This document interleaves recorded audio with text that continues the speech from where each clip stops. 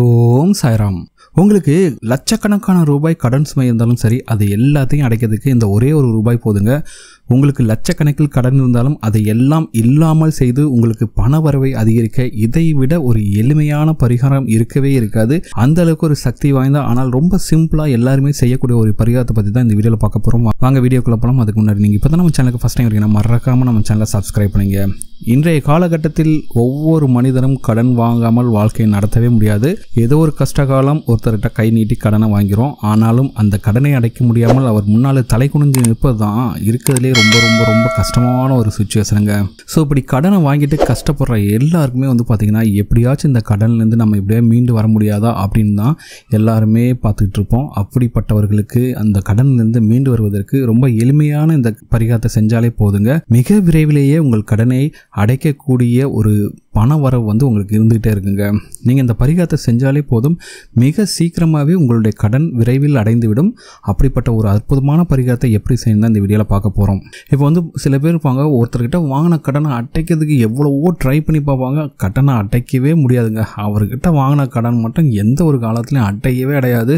கையில் காசுலாம் இருக்கும், அவருக்கு எப்படியா கொடுத்துடலாம்னு நினச்சிருப்போம். ஆனால் அந்த நேரம் பார்த்து ஏதாச்சும் ஒரு செலவு அந்த பணம் தேவையில்லாமல் செலவாயிடும். சரிங்களா? அதனால தாங்க எப்போவுமே கடன் வாங்கும்போது ஒரே ஒரு விஷயத்தை மட்டும் நல்லபடியாக கவனிச்சுங்க. நீங்கள் வாங்கக்கூடிய நேரம் குளிகை காலமாக இல்லாமல் இருப்பது ரொம்ப ரொம்ப முக்கியம். ஏன்னா குளிகை காலத்தில் நீங்கள் எந்த ஒரு விஷயத்தை செஞ்சாலும் சரி, அதை அடுத்தடுத்து நீங்கள் செஞ்சுக்கிட்டே தான் இருப்பீங்க. அதே போல் கடனை வாங்கினீங்கன்னா திரும்ப திரும்ப நீங்கள் கடனை வாங்கிட்டே தான் இருப்பீங்க. அப்படி குளிகை நேரத்தில் வாங்கிய கடனை அடைப்பது ரொம்ப ரொம்ப சிரமம். சரிங்களா? அப்படிப்பட்ட அடைக்கவே முடியாத கடனை கூட விரைவில் அடைக்கக்கூடிய சக்தி வாய்ந்ததான் இந்த பரிகாரம். இப்போ இந்த பரிகாரத்தை எப்படி செய்யலாம் அப்படின்னு பார்க்கலாம். இந்த பரிகாரத்தை எந்த நாட்கள் வேண்டுமானாலும் செய்யலாம். ஆனால் அஷ்டமி நவமி கரிநாள் இல்லாத ஒரு நாளாக பார்த்து செய்யுங்க. இந்த பரிகாரத்தை நீங்கள் குளிகை நேரத்தில் தான் செய்ய வேண்டும். குளிகை நேரத்தில் எப்படி செய்யணும்னா, ஒரு 6 வெற்றிலை எடுத்துக்கொள்ளுங்கள். சரிங்களா? அந்த வெற்றிலை வாடாமல், பூச்சி இல்லாமல், கருப்புள்ளி இல்லாமல் நல்ல வெற்றிலையாக காம்புடன் இருப்பதாக பார்த்து வாங்கிக் கொள்ளுங்கள். இதுதான் ரொம்ப ரொம்ப முக்கியமான விஷயம்.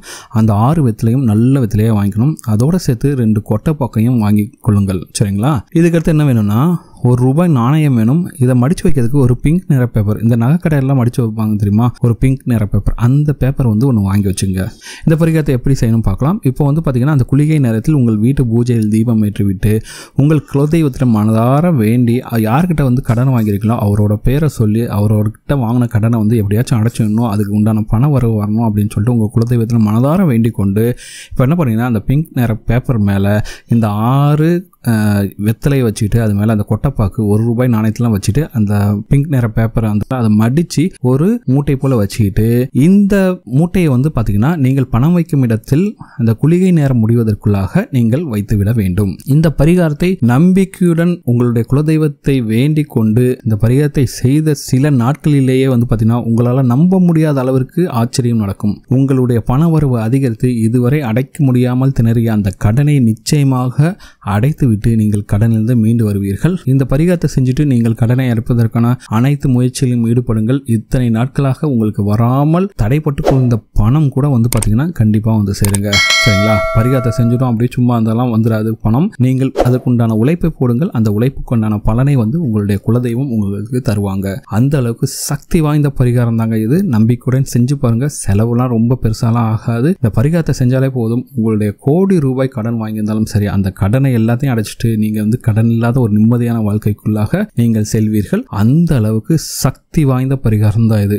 சரிங்களா? இந்த பரிகாரத்தை செஞ்சுட்டு நீங்க கண்டிப்பாக உங்களுடைய கடனை அடைப்பதற்கான முயற்சிகளில் ஈடுபடுங்கள். உங்கள் வீட்டில் இருக்கக்கூடிய கடன் எல்லாமே கண்காணாம ஓடி போயிடுங்க. அதே போல கடனை வாங்க போகும்போதும் பார்த்தீங்கன்னா செவ்வாய்க்கிழமை அன்றைக்கு வாங்காதீர்கள், குளிகை நேரத்தில் வாங்காதீங்க. இந்த மாதிரி ஒரு சில இதெல்லாம் நீங்க ஃபாலோ பண்ணாலே போதும். கண்டிப்பாக நீங்க திரும்ப திரும்ப கடன் வாங்க வேண்டிய அவசியம் இருக்காது. இந்த பரிகாரத்தை செய்து பாருங்கள். உங்க வீட்டில் இருக்கக்கூடிய அந்த கடன் சுமையை நீங்கி நீங்களும் பார்த்தீங்கன்னா ஒரு நிம்மதியான நல்ல ஒரு வாழ்க்கையை வாழ முடியுங்க. அந்த அளவுக்கு சக்தி வாய்ந்த பரிகாரம் தான்.